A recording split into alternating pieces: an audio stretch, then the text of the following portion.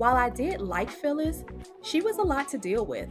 She would project a lot of her struggles and anger with Charles and his current wife onto Mona, while also convincing Mona that her younger sister DeeDee was just as bad.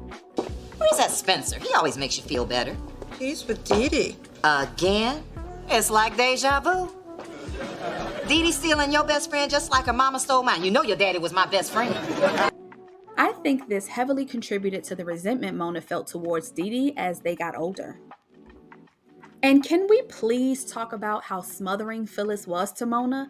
I mean, constantly intruding on her space, going through her things, always in her business, and pressuring Mona into dating pretty much any man that would show up at her door in hopes that it would make her a grandmother. Seriously, where are the boundaries? And y'all, this woman was a psychiatrist. I felt really bad for Mona once I realized that her parents were the reasons for a lot of her insecurities. I mean, Charles had his favoritism for DeeDee on full display, and Phyllis spent so much time projecting and obsessing over Charles and his wife that she didn't realize how much this would affect her daughter's relationships with the people closest to her, including her own. Because let's not forget, Phyllis did lie to Mona by having her believe that Charles had an affair with DeeDee's mother while he was still married to Phyllis. There I was, flying with your father to Acapulco. That bitch comes rolling down the aisle, pushing a little cart. My mother, a flight attendant.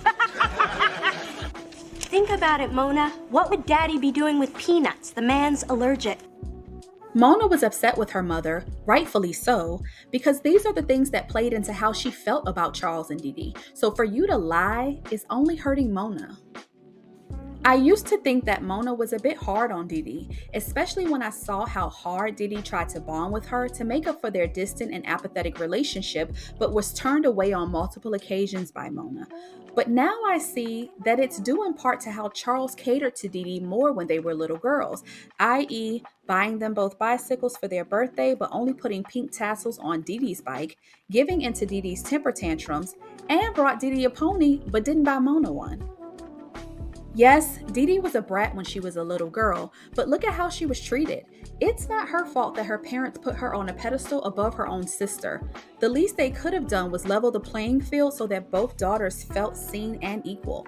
It's also hard to let go of the past and start to heal, even as a 20-something, when you have Phyllis reminding you every 2 seconds of how evil she thinks your father, stepmother, and sister is. Mona had it tough, but I want to talk about DeeDee for a minute.